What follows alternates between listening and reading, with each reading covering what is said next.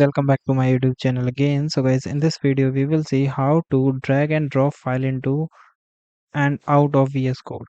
So guys, if you want to drag and drop the file, so guys, it is very easy. For this, first of all, you split your VS Code, put it into the minimized version. Now you put it into any side. Okay.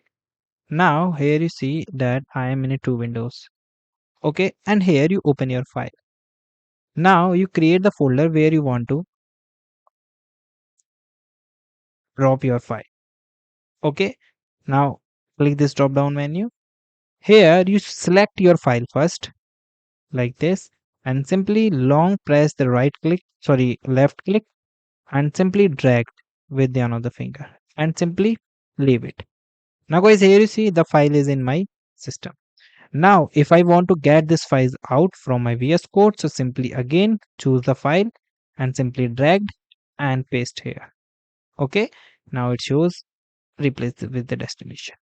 Okay, so this is the way that you can in and out and copy and the paste and drag and drop your file in your VS Code.